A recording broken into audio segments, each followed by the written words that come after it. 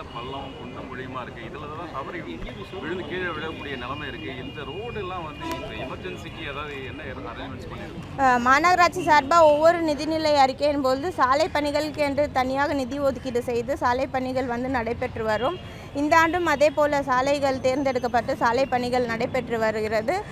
இப்பொழுது மழைக்காலம் அப்படின்றதுனால நவம்பர் டிசம்பர் மாதம் மட்டும் சாலை பணிகள் மேற்கொள்ள வேண்டாம் அப்படின்றது தெரிவித்திருக்கோம். மீண்டும் ஜனவரி மாதம் முதல் இந்த சாலை பணிகள் மீண்டும் துவங்கப்படும். சில பகுதிகளில் வந்து பாட்ஹோல்ஸ் இருக்குது, ரோடு மழை காரணமாக சேதாரம் அடைகிறது தெரிவிக்கும் பொழுது அந்தந்த பகுதிகள் வந்து பேட்ச் ஒர்க் பண்ணுமாறு நம்ம மாநகராட்சி சார்பாக அறிவுறுத்திருக்கோம். பள்ளங்களில் தெரியாமல் தான் தண்ணி தேங்குறதுனால தான் தவறி விடுறாங்க. ஸோ அந்த பள்ளம் வந்து அது வந்து இல்லை, அந்த பள்ளங்கள் வந்து பாட்ஹோல்ஸ் எத்தனை இருக்குன்றதே வார்டு வாரியாக ஜோன் வாரியாக வந்து கணக்கெடுப்பு எடுத்துகிட்டு வரும். ஸோ அந்த பகுதிகளெலாம் தொடர்ந்து பேட்ச் ஒர்க் வந்து பண்ணிட்டு வராங்க. ஏன்னா மழை காலங்களில் வந்து தார் ரோடு போட்டால் அது மழை பெய்யுதுன்னா அந்த தார் ரோடு வந்து ஸ்டெபிலிட்டி இருக்காது, லைஃப் இருக்காதுன்றதுனால மழை காலங்களில் ரூல்ஸ் படி தார் சாலை அமைக்கக்கூடாது. அதனால் ஜனவரி மாதம் தார் சாலை அமைக்கப்படும்.